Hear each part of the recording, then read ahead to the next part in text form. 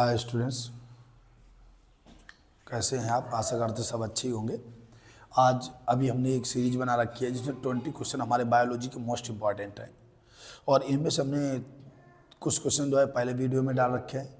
इसमें हम पार्ट के हिसाब से सारे वीडियो अपलोड करेंगे, तो आप लोग जो है इसको सारे क्वेश्चन देख लीजिएगा। वैसे भी हमारी जो बायोलॉजी प्लेलिस्ट है, ये पूरी प्लेलिस्ट आपको पढ़नी है, एग्जाम तक मिनिमम 2 बार पढ़नी है ताकि आप लोग बेहतर हो सके। और इस प्लेलिस्ट के अंतर्गत आप जो है मोस्ट इंपॉर्टेंट क्वेश्चन ही पाएंगे, क्योंकि हमने एक्स्ट्रा कोई भी क्वेश्चन नहीं ज्वाइन किया हुआ है। तो लगातार आ रहे हैं कई प्रीवियस ईयर से, तो बस वही क्वेश्चन इसमें हमने ज्वाइन किए हुए हैं। तो आज का हमारा क्वेश्चन है जो मोस्ट इंपॉर्टेंट क्वेश्चन है, संभार तंत्र या लॉजिस्टिक गेट का वर्णन कर। लॉजिस्टिक तंत्र, तो लॉजिस्टिक तंत्र या संभार तंत्र क्या होता है, जरा एक बार देखिए कि हमने बताया कि प्रकृति में किसी भी समष्टि के पास इतने असीमित संसाधन नहीं होते हैं कि चरघातांक की वृद्धि होती है। चरघातांक की वृद्धि का मतलब होता है स्क्वायर के रूप में, कि कोई प्रजाति बहुत बढ़िया संसाधन, जैसे पता चला रहन सहन की व्यवस्था अच्छी, खान पान की व्यवस्था अच्छी है, तो वहाँ पर आबादी को तेजी से वृद्धि होगी। बहुत सारे लोग वहाँ आकर के बस जाएंगे। जैसे मार्केट के किनारे आप लोग बात करें बाजार में, तो बाजार में क्या होता है, शुरुआत में इतनी भीड़ भाड़, इतना प्रदूषण नहीं होता है शहरों में। प्रदूषण कब होता है, जब लोग देखते हैं कि यहाँ पे व्यवस्थाएं अच्छी हैं, आप लोग बढ़िया पैसा कमा सकते हैं, बढ़िया विद्यालय मिल सकता है, बढ़िया सुविधाएं हो सकती हैं, तो वो क्या करते हैं कि गाँव से लेकर के लोग शहरों में बहुत तेजी से भागते हैं। अच्छा, जब बहुत अधिक मात्रा में भागेंगे तो एक अवस्था वो आएगी कि वहाँ के संसाधन सीमित हो जाएंगे, और यही हालात होते हैं कि शहरों में इसीलिए प्रदूषण ज़्यादा होता। पहले तो स्वच्छता की व्यवस्था अच्छी थी, लेकिन आज संसाधन हो गए असीमित, और वो वृद्धि जो थी उनकी घातक हो जाती है। फिर क्या होता है, कोरोना वगैरह आता है तो गाँव के लोग सुरक्षित हैं और शहरों के लोग मरने लगते हैं। ऐसी अवस्था में जो लोग जो है प्रकृति के साथ, पर्यावरण के साथ अपने आप को संतुलित रख पाते हैं, वही जीवित रहते हैं, शेष मर जाते हैं। इसी को हम चरघातांक की वृद्धि कहते हैं। चरघातांक की वृद्धि मैंने इससे पहले वीडियो में आपको पढ़ाया हुआ, अगर आप चाहें तो हमारे बैक वीडियो देख सकते हैं। 15 क्वेश्चन में है चरघातांक की वृद्धि। तो क्या होता है कि कैसे लिखेंगे कि प्रकृति में पास जब अधिकतम संसाधन होते हैं तो वहां की आबादी बहुत तेजी से अधिक संख्या में वृद्धि करती है।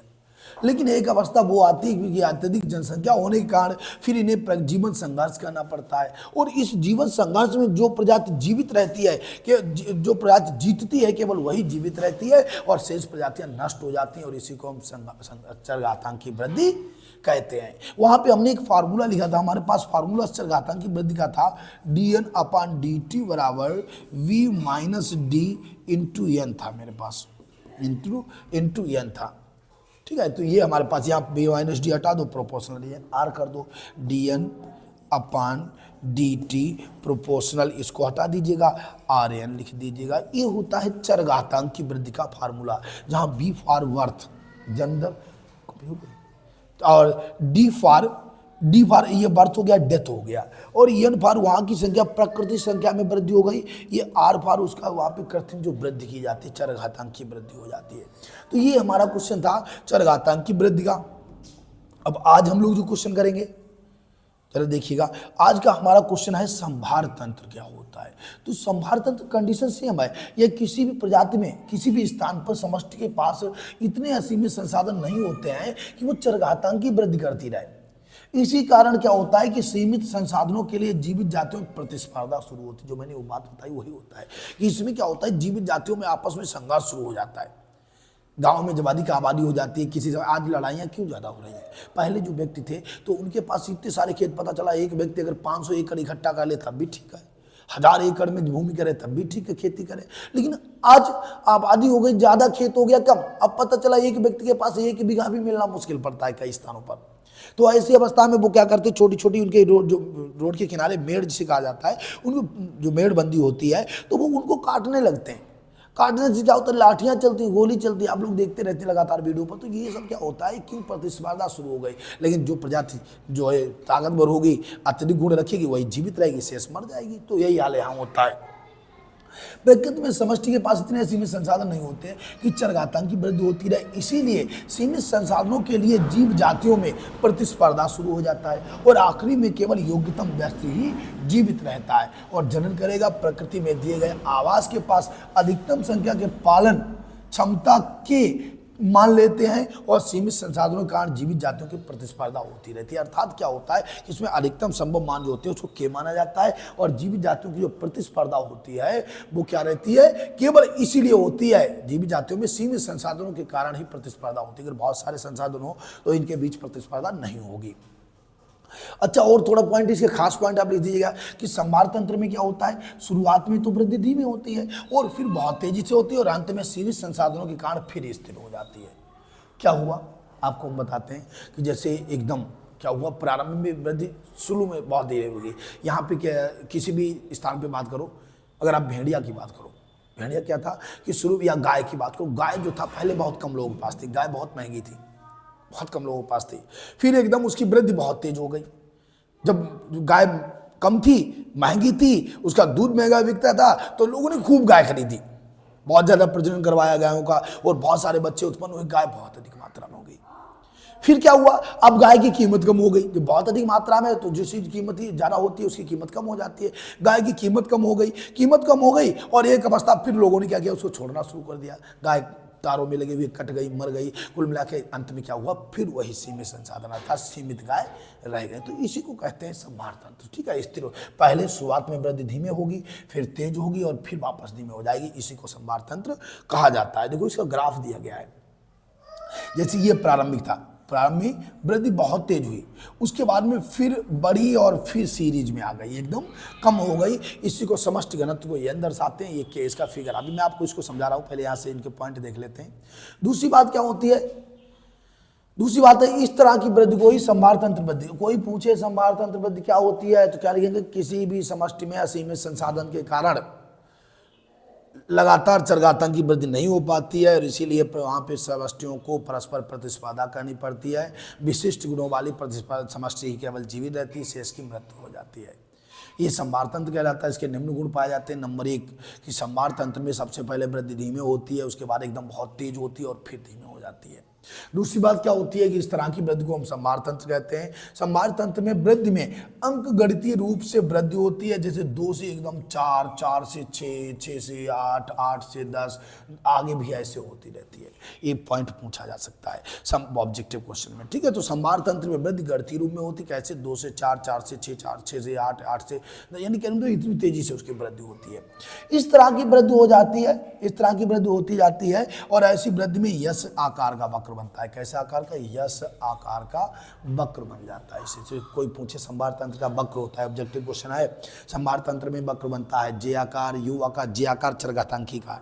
जे आकार किसका है वक्र बताइए, चरघातांकी का है। और कमेंट में जरूर आप बताइएगा जे आकार का किसका है और यस आकार का किसका होता है। तो यस आकार का किसका बनता है, संभार तंत्र की वृद्धि का बनता है। ठीक है, संभार तंत्र लॉजिस्टिक तंत्र की बात है, एक ऐसी प्रक्रिया होती है जो माल, सेवा, सूचनाओं योजनाबद्ध तरीके से एक जगह दूसरी जगह भेजी जाती है। यहाँ पे माल, सेवा, सूचनाओं को योजनाबद्ध तरीके से भेजा जाता है, क्योंकि अगर कोई योजना नहीं होगी तो बीच में लोग उसे लूट लेंगे, क्योंकि अत्यधिक ये कीमती चीज है, माल है, कोई सेवा है, कोई सूचना है, तो ये सब कीमती चीज़ें हैं। अगर इनको योजनाबद्ध तरीके से नहीं भेजा जाएगा तो रास्ते में लोग इनको लूट लेंगे। इसका सूत्र वही रहेगा जो वहाँ पे था। वहाँ पे मेरे पास सूत्र था dn/dt प्रोपोर्शनल RN था, RN। ठीक है, लेकिन यहाँ पे क्या होता है, dn/dt बराबर RN इंटू 1 - n/k होता है। इसको रट लेना। संभार तंत्र का सूत्र होता है dn/dt बराबर -RN, वो RN इंटू 1 - n/k होता है, जहाँ dn/dt RN कौन सा होता है, dn/dt का मान ये वाला होता है। देखो dn/dt बराबर RN, इतना मान जो है ये हो गया R नंबर। ठीक है, फिर ये वाला मान जो होता है RN, ये k - n होता है। n - k इतना लिख लेना, एक ही बात है भाई, इसका यहाँ गुणा करा दो तो क्या बोला, k - n/k बन जाएगा। आप वही वाला फार्मूला यहाँ लिख देना।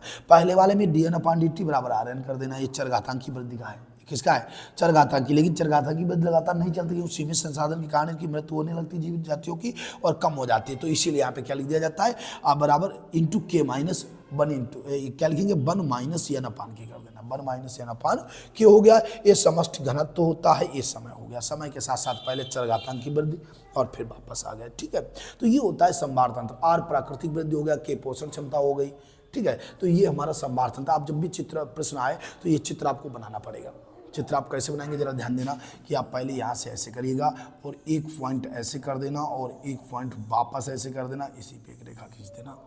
ठीक, बस हो गया। यहाँ पे इसका फार्मूला पूरा वाला dn/dt बराबर RN इंटू 1 माइनस n/k, चाहे k माइनस n/k या 1 माइनस n/k, इसमें वो वाला चरघातांकी वाला dn/dt, इसी का आधा लिख दो बराबर में RN। ये समष्टि वृद्धि दर होती है, समष्टि घनत्व n होता है, ये समय t होता है। ठीक है, तो इस टाइप से आपको इसका चित्र जरूर बनाना पड़ेगा। आप कैसे लिखेंगे कि इस बार जब वातावरण में असीमित संसाधन होते हैं तो पहले तो किसी जीव या समष्टि की वृद्धि बहुत तेज होती है, पहले मंद होती है, फिर धीरे धीरे बढ़ती जाती है और एक अवस्था में चरम सीमा तक पहुंच जाती है।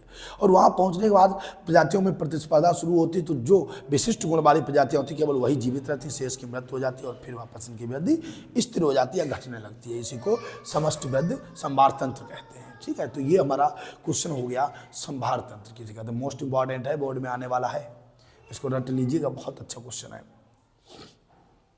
इसमें हमने बहुत सरल भाषा यूज की हुई है, इससे सरल फिर आपको नहीं मिल पाएगा। तो नेक्स्ट क्वेश्चन है हमारे पास, मानव शुक्राणु हम लोग पढ़ चुके थे और अगले हमारे इससे पहले वाले वीडियो में मानव शुक्राणु अंडाणु हम दोनों के बारे में पढ़े हुए, आप लोग वीडियो देख लीजिएगा। ठीक है, मानव अंडाणु की संरचना ये भी आपने पढ़ा हुआ था, यही मानव अंडाणु है, यही मानव शुक्राणु है। ये रहा, ये अंडाणु हो गया, वो शुक्राणु हो गया। चित्र बहुत बढ़िया, अगर बाई चांस पेपर में चित्र बनाने के लिए आता है तो आप यही बनाइएगा, सबसे अच्छा चित्र आपका बनेगा। चाहिए तो आप वहाँ कलर भी कर सकते हैं, कलर से ज़्यादा सुंदर हो जाए, इतना वक्त नहीं शायद मिलेगा आपको, इसलिए लिखने को बायो में बहुत होता है। अच्छा, गर्भ झिल्लियाँ कौन कौन सी होती हैं? गर्भ झिल्लियों का आपको हम चित्र के माध्यम से समझाने का प्रयास करते हैं, फिर देखते हैं, हो सकता है बेहतर समझ में आ जाए। पहले थोड़ा इसके बारे में पढ़ लेते हैं तब चित्र पे आते हैं। ठीक है, तो गर्भ झिल्लियाँ क्या होती हैं, यानी गर्भ में क्या होगा कि गर्भ में भ्रूण को घेरने वाली, भ्रूण चारों तरफ जिन झिल्लियों की, जैसे ये तो भ्रूण हो गया, ये हो गया फीटस, माना कि इस टाइप से फीटस हो गया। अब फीटस को घेरने वाली जो झिल्लियाँ होती हैं उन्हीं को गर्भ झिल्लियाँ, कोई झिल्ली इसको सुरक्षा देगी, कोई झिल्ली इसको पोषण देगी, कोई झिल्ली जो है इसको ऑक्सीजन देगी, कोई झिल्ली इसको रक्त देगी। यहाँ से एक नाल जाती है, ये नाल, ये इसको जो है रक्त प्रदान करती, पोषण माता से पोषण प्रदान करती है, तो इसी को गर्भ झिल्लियाँ कहा जाता है। ठीक है, अभी मैं इसको समझाऊंगा। ये 4 प्रकार की होती हैं। कौन सी? नंबर 1 पीतक कोष होता है, नंबर 2 एमनियन होता है, नंबर 3 कोरियन होता है, नंबर 4 एलांटोइस होता है। ठीक है, कैसे? पीतक झिल्ली, एमनियन झिल्ली, कोरियन झिल्ली, एलांटोइस झिल्ली। ठीक है, तो पीतक झिल्ली क्या करती है? पीतक ये रही, इसका कार्य होता है भ्रूण को पोषण प्रदान करना, जिससे दही होता है, बल्कि भ्रूण में ये दही नहीं लिखना है भाई, गलत हो गया, नहीं लिखना है यहाँ पे। भ्रूण को पोषण नहीं है प्रदान करती, पीतक कोष जो होती है ये पोषण नहीं, पीतक ये क्या करता है? रक्त का निर्माण करता है। भ्रूण में रक्त का निर्माण कौन करता है? पीतक कोष करता है। पहली झिल्ली ये भ्रूण में क्या करती है? रक्त का निर्माण करती है, इसको पीतक कोष कहा जाता है। ये पोषण नहीं देती, पोषण कौन देगी? पोषण अपरा देगी। ठीक है, एमनियन झिल्ली क्या होती है? एक एमनियाटिक थैली बनाती है। अच्छा, एमनियाटिक थैली क्या करती है? ये चारों तरफ एक द्रव ऐसा इसके अंदर भरा होता है। एमनियाटिक झिल्ली में एक द्रव भरा रहता है, भ्रूण को शुष्कता से बनाती है, गर्मी से बचाती है। एमनियाटिक थैली जो होती है इसमें एमनियाटिक द्रव होता है, एमनियाटिक द्रव भ्रूण को शुष्कता से बचाता है, सूखेगा नहीं भ्रूण, भ्रूण को बाहरी आघातों से रक्षा। भाई थैली ऐसी होती है पानी की, अगर मार भी दे कोई बाहर से ऐसे मारे तो वो थैली जी चोट को बर्दाश्त कर लेती, भ्रूण पर आँच नहीं आने देती, तो चोट से बचाती है, शुष्कता से रखती है। ठीक है, ये एमनियन झिल्ली होती है। अभी मैं आपको चित्र के माध्यम से दिखाऊंगा। तीसरा नंबर कोरियन झिल्ली होती है, बस ये मैन झिल्ली है। कोरियन झिल्ली क्या करती है? ये भ्रूण को पोषण, श्वसन, उत्सर्जन, अब बताइए ये सारी क्रियाएं कौन करता है? कोरियन झिल्ली करती है। और ये कोरियन झिल्ली जो होती है इसको कोरियन और एलेंटॉइस इन दोनों से मिलने से बनती है एक अंदर एक नाल बनती है, ऐसे ऐसे करके भ्रूण की जो नाल होती है, नार जिसको कहा जाता है, नाभि से निकल करके ये नाल जो होती है वो कौन बनाती है? कोरियन और एलेंटॉइस दोनों झिल्लियाँ मिलकर बनाती है। तो एक बार समझ लेते हैं। कोरियन भ्रूण की पोषण, श्वसन और उत्सर्जन की जरूरतों को पूरा करता है, या एलेंटॉइस के साथ मिलकर यही प्लेसेंटा बनाता है। अमला क्या नाम? अपरा या आंवल या प्लेसेंटा कौन बनाता है? यही कोरियन और एलेंटॉइस दोनों झिल्लियां मिलकर के बनाती है, क्योंकि इनके काम भी वही है। देखो बताइए, अपरा से पोषण मिलता है, श्वसन मिलता है, उत्सर्जन मिलता है, तो वही करती है। तीसरी बात, अगर ये झिल्ली समय से पहले टूट जाती है तो डॉक्टर को फिर क्या करना पड़ता है? जबरदस्ती प्रसव कराना पड़ता है। अगर ये झिल्ली समय से पहले ब्लास्ट हो गई, पता चला 8 साढ़े 8 मंथ में ही टूट गई, या पता चला 8 महीने में ही टूट गई, 7 महीने में टूट गई। अब जब ये झिल्ली टूट गई तो भ्रूण को पोषण कौन देगा, श्वसन कौन देगा, उत्सर्जन कौन कराएगा। और इसको टूटने पर क्या होगा, जब ये झिल्ली टूट गई तो फिर यौन में जितने भी बैक्टीरिया होते हैं, भाई यौन में क्या होता है, यौन में बैक्टीरिया होते हैं, यौन में बैक्टीरिया होते हैं, और वो बैक्टीरिया क्या करेंगे, तुरंत सीधे गर्भाशय में चले जाएंगे और उस भ्रूण को संक्रमित कर देंगे। तो इसीलिए क्या करता है, ये झिल्ली टूटते ही क्या होता है, कोरियान झिल्ली के टूटते ही फिर प्रसव के लिए जो है दवाई दे दी जाती है और उसको जबरदस्ती प्रसव करा दिया जाता है, बिना समय के ही प्रसव करा दिया जाता है। तीसरा, चौथा नंबर है एलेंटॉयस। एलेंटॉयस क्या होता है, या नाभिरज्जु द्वारा भ्रूण से, नाभिरज्जु द्वारा, अब आप समझे, एलेंटॉयस और कोरियान दोनों मिलकर के क्या बनाती, प्लेसेंटा। प्लेसेंटा जैसे आई से होता है, आई से ये नाभि से निकलेगा बच्चे के, ये बच्चा पड़ा हुआ है, लेटा हुआ है, नाभि से निकलेगी बाहर की ओर, ये माँ से जुड़ेगी और इसको जो है लेकर के एक ऐसे करके झिल्ली बन जाएगी चारों तरफ से, ये बनती है, इसी को क्या कहते हैं, अपरा कहते हैं, प्लेसेंटा कहते हैं। यही एलेंटॉयस कहलाती है। इसमें नाभि धमनी, इसमें सब चीज़ होती है, रक्त बहाने के लिए नाभि, धमनी, नाभि शिरा और रक्त कोशिकाएं, केशिकाएं विकसित होती हैं। यह गर्भाशय से भ्रूण के लिए पोषक पदार्थ और ऑक्सीजन ग्रहण करता है। यही गर्भाशय से जो है दीवार से, गर्भाशय की दीवार में चिपका रहता है, गर्भाशय से माता से सारा पोषण और ऑक्सीजन सब प्रदान करता है, भ्रूण को देता है ला करके, ठीक है। ये हमारी कौन सी, एलेंटॉयस झिल्ली होती है। ध्यान दीजिएगा इसको, ये 4 झिल्लियाँ कौन कौन सी। नंबर 1 पीतक कोष हो गया, पहला पॉइंट क्या था, पहला पॉइंट था हमारे पास पीतक कोष। ये क्या करता है, एक केवल रक्त का निर्माण करता है।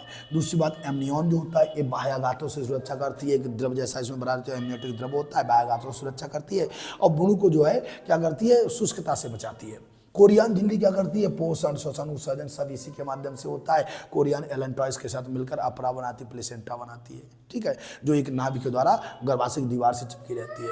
एलेंटॉयस क्या होती है, गर्भाशय की दीवार से चिपकी हुई नली होती है, एक नाभि के जुड़ करके एक नाल जाती है, इसी को ये क्या करती है, गर्भाशय से क्या प्रदान करती है, पोषण और ऑक्सीजन प्रदान करती है, इसी को हम एलेंटॉयस कहते हैं। इसमें क्या होता है, नाभि कौन कौन सी चीज़ें, नाभि शिराएँ होती है, नाभि धमनी होती है, रक्त केशिकाएं सभी इसी में होती है। देखिए जरा, थोड़ा इसको समझ लेते हैं चित्र के माध्यम से।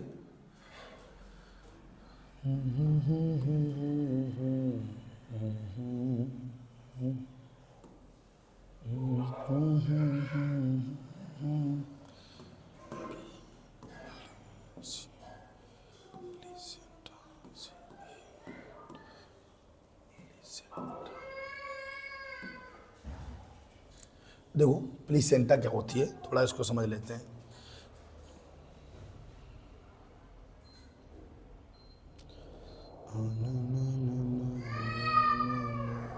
पहले प्लीसेंटा देखते हैं, तब हम आपको जो है झिल्लियों के बारे में भी दिखाएंगे। सर मिल जाएगा हमारे पास क्वेश्चन। देखो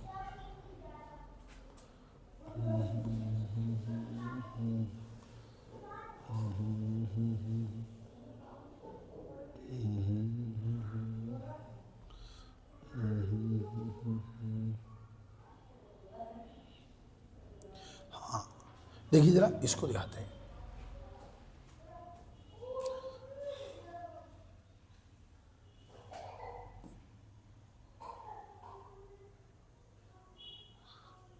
देखो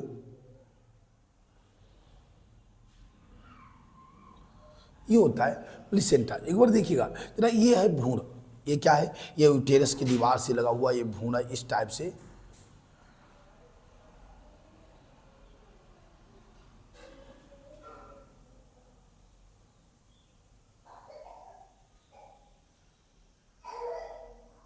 ये दिख रहा होगा आपको, स्पष्ट दिखेगा।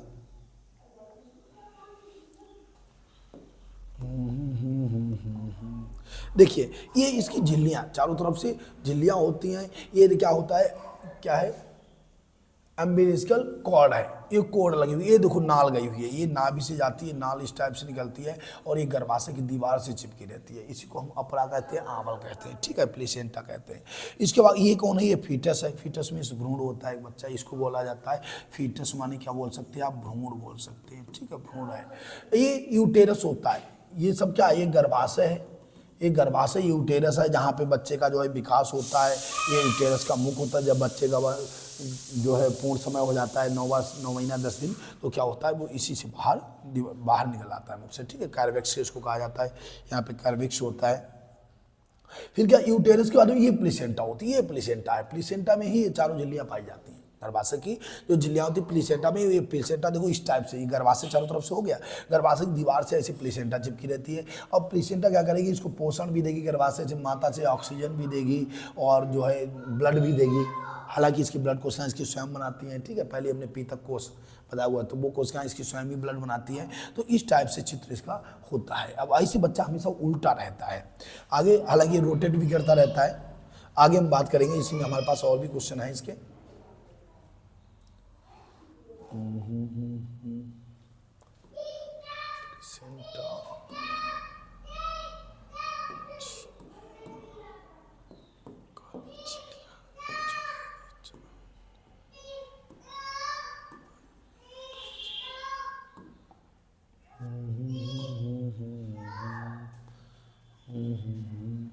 ये इसकी गर्भ झिल्लियाँ होती हैं, देखो देखते हैं साल एमनियाटिक द्रव, एमनियाटिक सेक, बहुत कुछ इसमें दे रखा है, कोशिश कर रहे हैं अगर आपको मिल गया पूरा।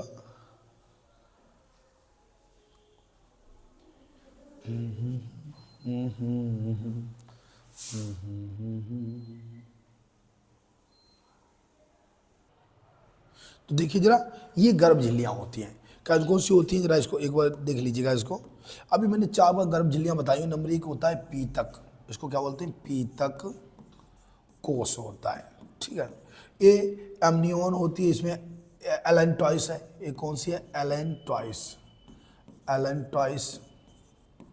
एलेंटॉइस के बाद होती है एमनियान, क्या बोला जाता है इसको, एमनियान, एमनियान होती है।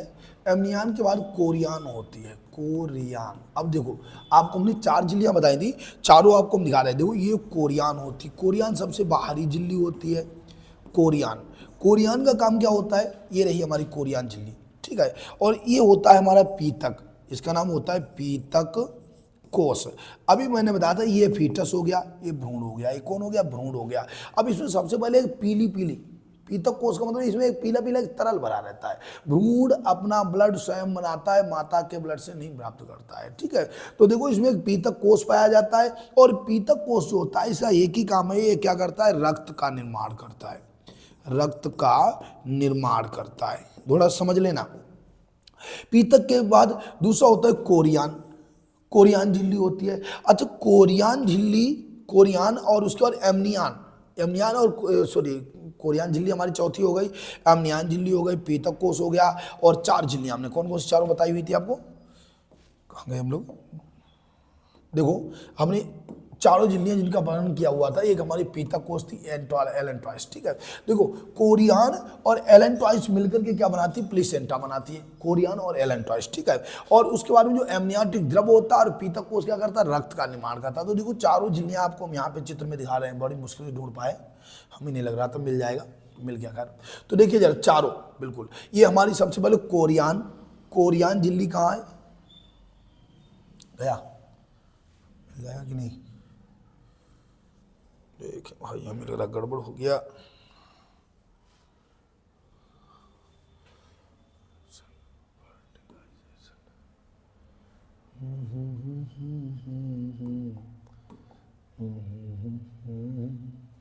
देखो तो देखिए जरा इसको समझिएगा, इससे ज़्यादा जूम नहीं होगा, फिगर गड़बड़ हो जाएगा,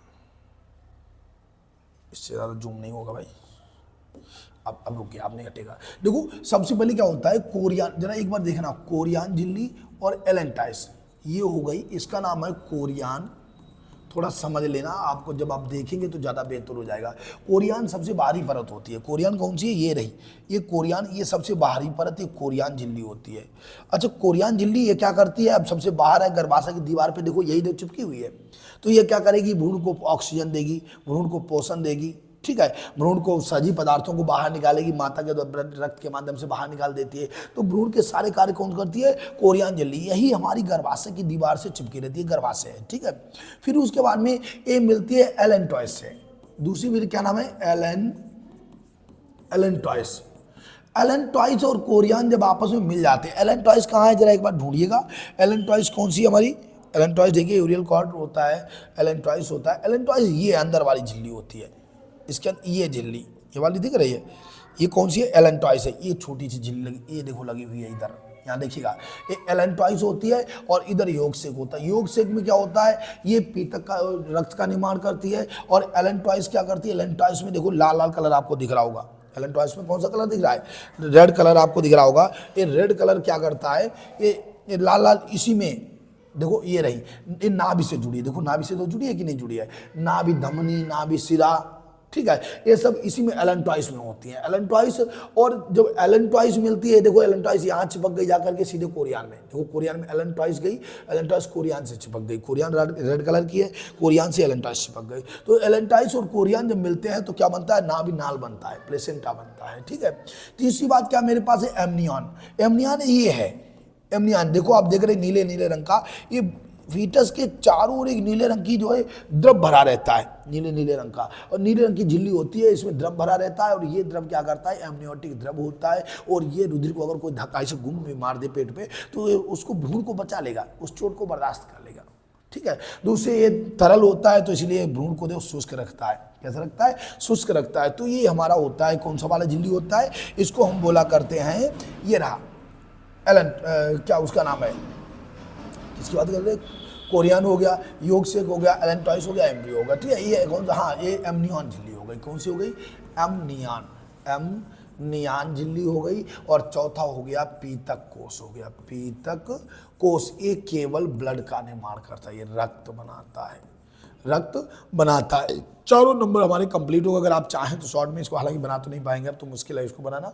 लेकिन ये समझ लीजिएगा, बहुत बढ़िया क्वेश्चन है हमारे पास। चित्र के माध्यम से हमने आपको समझाया, ये आप ऐसे नहीं पढ़ पाते, ढूंढना मुश्किल पड़ता, तो मैंने कोशिश किया हुआ है आपको समझाने की। इसको जो है जरूर आप लोग चाहें तो नोट डाउन कर लीजिए बच्चे, तो समझ लीजिएगा। जो यहाँ पे पीले कलर की झिल्ली होती है उसको हम पीतक कोष कहते हैं, रक्त बनाती है। दूसरी होती है हल्के लाल लाल कलर की, इसमें ये लाल लाल जो होती है सिराएं पड़ी होती हैं, इसमें रुधिर धमनी, रुधिर सिराएं सब होती हैं, ठीक है। और ये क्या करती है, इसको हम बोला करते हैं क्या, एलेंटॉइस बोला करते हैं। एलेंटॉइस ये क्या करती है, रक्त से ऑक्सीजन और ग्लूकोज वगैरह, पोषण वगैरह ये सब ले जाती है, अंदर भ्रूण तक पहुंचाती है। और बाहर से जो इकट्ठा करता है पीतक, वो बाहर से जो ऑक्सीजन और ये सब पहुंचाता है, उत्सर्जित पदार्थों को पहुंचाता है और अंदर ले आता है पोषक तत्वों को, वो ला करके किसको दे देता है, एमनियन को दे देता है, इसको एलेंटॉइस को दे देता है। और वो झिल्ली हमारी होती है कोरियन झिल्ली, ठीक है। कोरियन झिल्ली एमनियन दोनों मिलकर के क्या बनाते हैं, कोरियन और एलेंटॉइस मिलकर के प्लेसेंटा बनाते हैं। एमनियन में केवल इसका कोई काम नहीं है, भ्रूण को केवल एक सुरक्षा प्रदान करती है, भ्रूण को शुष्क रखती है, और इसके अलावा इसका कोई काम नहीं होता, ना ही पोषण प्रदान करेगी, ना ही उत्सर्जन करेगी, ना कुछ करेगी, ठीक है। ये ध्यान रखिएगा, ये हमारी 4 झिल्लियां होती हैं गर्भाशय में। आगे हम बढ़ते हैं, इसके बाद हमारे पास क्वेश्चन है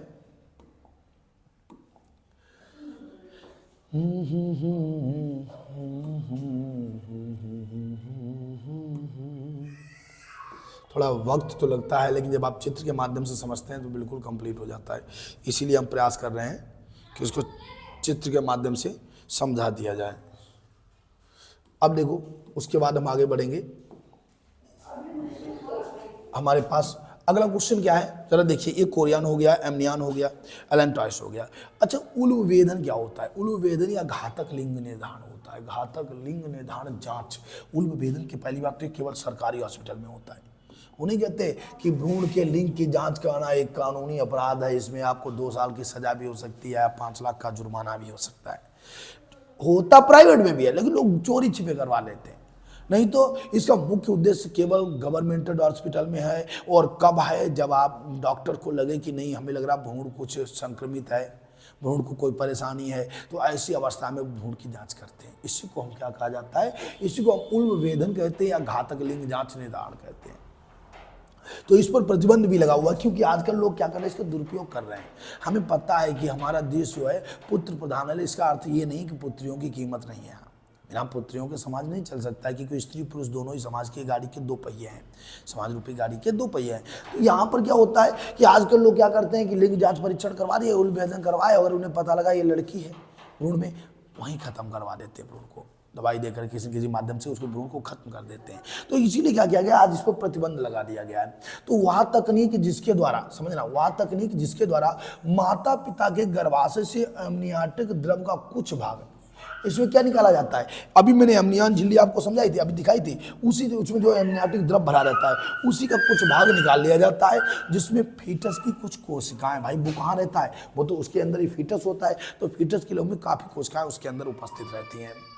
जिसके गुणसूत्रों का विश्लेषण करके उसी के गुणसूत्र देखे जाते हैं। गुणसूत्र में तो आपको पता ही है 22 जोड़ी दैहिक और 23वां जोड़ा XX निकला तो वो स्त्री है, और XY निकला तो वो पुरुष है। मेल फीमेल दोनों पता चल जाते हैं। भ्रूण की लिंग जांच की जाती है, आनुवंशिक संरचना का अध्ययन किया जाता है, आनुवंशिकी और विकारों का पता। हालांकि गवर्नमेंटेड में केवल इतना ही काम होता है, इसके विकारों का पता लगाया जाता है।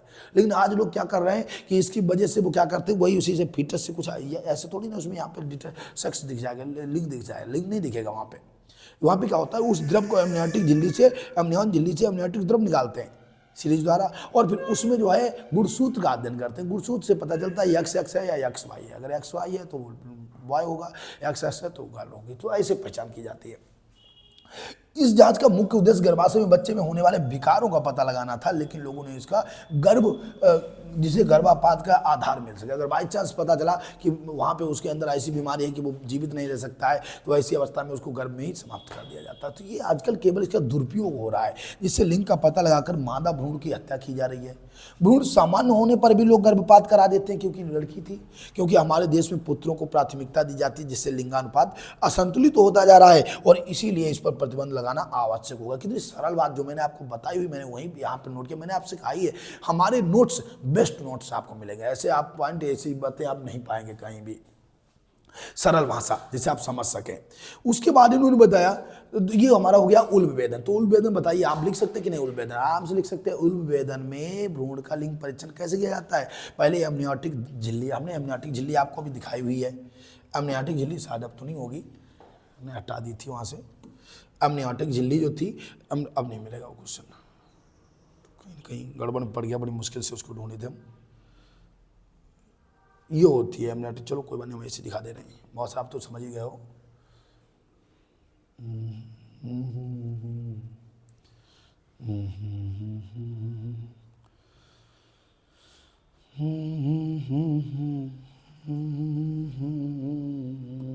बहुत सुंदर सा आपको दिखा दे रहे हैं हम चित्र, बढ़िया दिख जाएगा, साफ समझ में भी आएगा। देखो ये होता है एमनियन, कहाँ होता है? देखो एमनियोटिक से कहाँ मिला हुआ है, देखो लिखा हुआ है। अभी मैंने बताया कि जब हमारे पास जब उल्ब वेदन किया जाता है तो उल्ब वेदन में सीरीज के माध्यम से ये वाला द्रव निकाला जाता है। ये एमनियोटिक द्रव है, ये एमनियोटिक द्रव होता है। यही झिल्ली क्या कहलाती है? एमनियन झिल्ली कहलाती है, एमनियन झिल्ली कहलाती है। और ये होती है कोरियान। ये कौन सी झिल्ली है? सबसे बाहर वाली कोरियान झिल्ली है, गर्भाशय की दीवार से चिपकी रहती है। गर्भाशय से पोषण, CO2 O2 ये सब उत्सर्जन सब वगैरह सब करती है। उसके बाद में कोरियान हो गई है। ये पीली वाली जो झिल्ली आपको दिख रही है योग से होती है, यही पीतक कोष कहलाती है, पीतक कोष। अच्छा, ये पीतक कोष जो होता है, इसी में किसका रक्त का निर्माण होता है, रक्त का निर्माण होता है। मैंने आपको सब ऐसे समझा दिया है, ठीक है। पीतक कोष हो गया, रक्त का निर्माण हो गया। और उसके बाद एक झिल्ली होती है हमारी, एक कोरियान हो गई, कोरियान झिल्ली हो गई, पीतक कोष हो गया, एमनियन हो गया, और कौन सी बची है? एलेंटॉइस बची हुई है। एलेंटॉइस की जो होती है नीले नीले रंग की झिल्ली, यहाँ से होती है एलेंटॉइस। क्या होती है? रेड वाली एलेंटॉइस। एलेंटॉइस जो होती है, एलेंटॉइस में कौन चीज़ें पाई जाती हैं? नाभि, ये देखो नाभि, ये नाभि से जो निकल के जाती है एलेंटॉइस कहलाती है। ये वाली एलेंटॉइस कहलाती है, पूरी अपरा कहलाती है, ठीक है। एलेंटॉइस जो होती है, इसी में क्या होता है? नाभि धमनी होती है, नाभि शिराएँ होती हैं, नाभि केशिकाएँ होती हैं, ये सब इसी एलेंटॉइस में होती हैं। चारों मैंने झिल्लियाँ यहाँ भी आपको दिखा दी। तो ये होता है एमनियोटिक द्रव, पहले निकाला जाएगा सीरीज से। अब इसके अंदर क्या होता है? भ्रूण के सारे गुणसूत्र मिल जाते हैं। जांच करेंगे, अगर XX गुणसूत्र मिल गया तो वो लड़की है, और XY गुणसूत्र मिल गया तो वो लड़का है। इसी को हम बोला करते हैं उल्ब वेदन या घातक लिंग परीक्षण। आजकल इसका दुरुपयोग है, इसका उपयोग केवल आनुवंशिक विकारों का पता लगाना था, या कोई भी भ्रूण में हो रही घटनाओं के बारे में पता लगाना था। अगर कोई घातक बीमारी है तो भ्रूण को पहले ही नष्ट करने का एक आधार मिल जाता था, गर्भाशय में समाप्त करने का आधार मिल जाता था। लेकिन आज इसका दुरुपयोग हो रहा है।